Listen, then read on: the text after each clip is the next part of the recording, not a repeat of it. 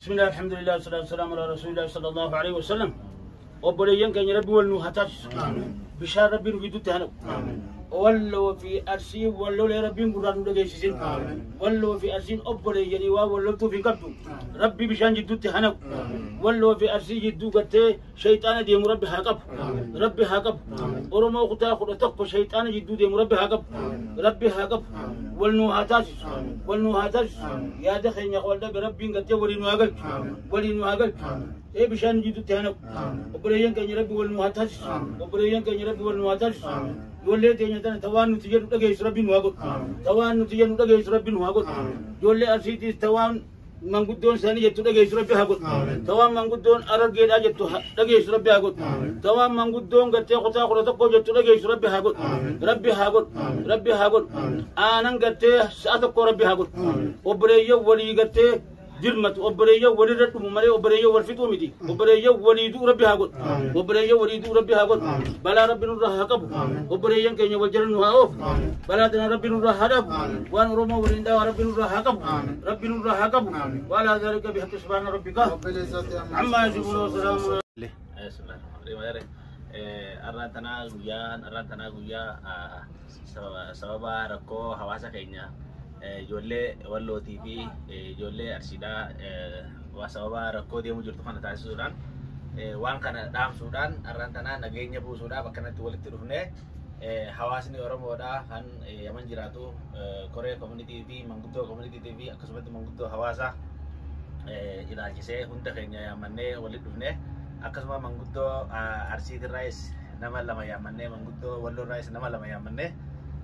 haala jiru haala nageenya ammaan tana deemu jiru kana waan fokkata maqaa oromootiin deemu jiru kana akka dhaabbatu godhuudhaaf rakkoo kana jala deemnee hordofnee rakkoo jirtu agarree waan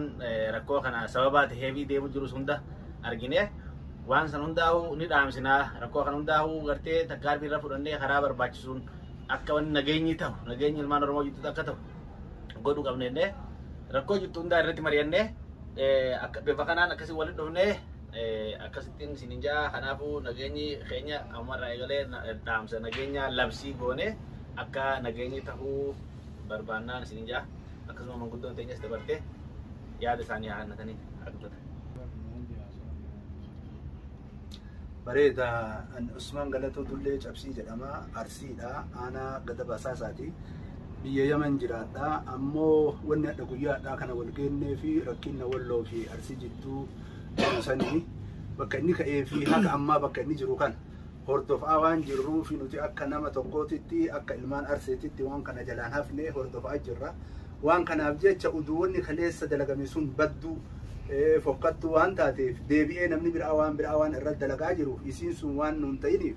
akka isiisan lola san akka ilmaan Arsiititti ana akka kabajaan isin gaafadhu manguddoo keessan ta'ee lolli kun akka dhaabbatudha. isinillee gara kennaanii gara ilmaan Arsiitiin namallee qabina nama harkaa qabdanillee miidhina nama harkaa qabdanillee akka gadhiiftanii nama kennallee nama ilmaan Arsee ta'e nama nafseen isaa baatee jirtu maqaa lola kanaatiif waan kanaatiif man nafseen isaa baate maqaa isaatii fi biyya isaatii fi naannoo isaa tokko tokkoon kadharti keessan jirre akka nu barreessitan asumaan isin gaafadha isa gara biraati ammoo sababa waan kanaatiif jettanii wanni kun bakkeen isin jirtuuf bu'uurri waan kana biyya Yaman magaalaa Yaman sana kan nuti keessa jirru kan isii tanaaf nuti taa'aa hin jirru rafaa hin jirru dhaabbataa jirra halkanii guyyaa irratti dalagaa jirra oromoota biyya kana jiranii wajjin obboleeyyan teenya tawalloollee nu bira jiranii wanni kun dhaabbachuu qaba lolli bu'aa nuun qabu namni du'uun bu'aa nuun qabu bu'aan nuu qabu walitti dhufnee waliin dubbachuudha nama miidhamee fi nama du'ee fi nama rakkate isa saniif furmaanni maalii akkamitti waan san findhaga jedhu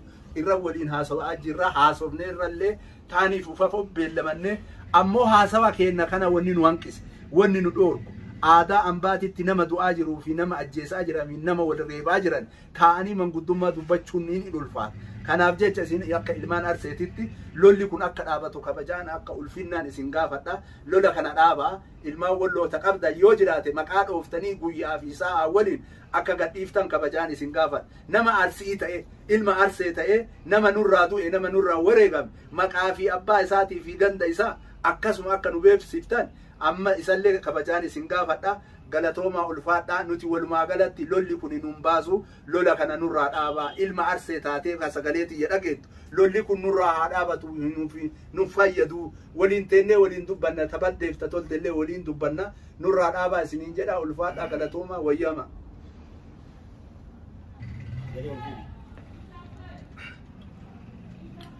Bismillahirrahmanirrahim. Obboleeyyan kiyya gartee koreen communitii fi hawaasni manguddoon Oromoodha bakka kanatti walitti nu fiddanii haala amma deemu kanarratti waan nu gaafattanii haala jiru yaada keenya hubachuufis hedduu galatooma. An Ahmad Eeda Umar qorii biyya kiyya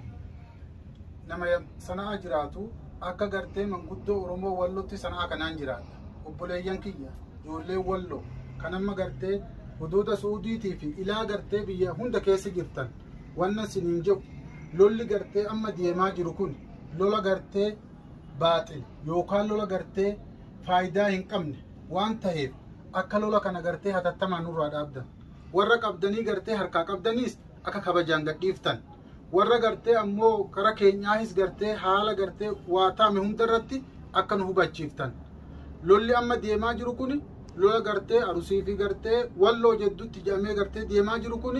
bu'uurri isaa waan gartee isin hin laashifne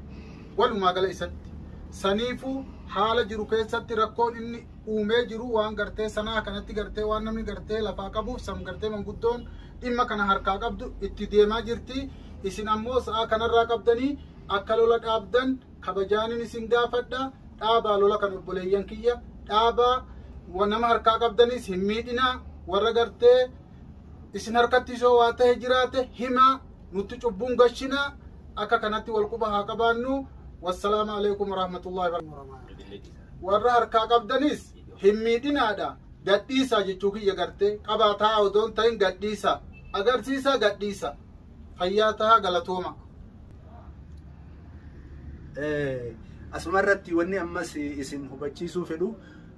bakka amma jirru kanatti yeroo ammaa kanatti koree manguddoo hawaasaa ammas community kutaa 11 ammas manguddoo kutaa 11ti hawaasa Oromoo magaalaa Yaman sanaa waliin jiran ka kutaa fi gandaan waliin qoonne namoonni sun waan kanarratti qooda fudhatanii halkanii guyyaa dalagaa jiranii isaaniin kun waan kanarratti dadhabanii nullee waamanii warra Wallootii fi Arsiilleen koottaa jedhanii dhufne wal afoo teennee rakkinna jiruu fi rakkoo nuti qabnu hunda waan nu himachiiftaniif waan nullee qorattaniif waan lola kana nurraa dhaabaa jettanii isinillee waan nu gaafattaniif nullee akka kabajaatiif akka nama ilma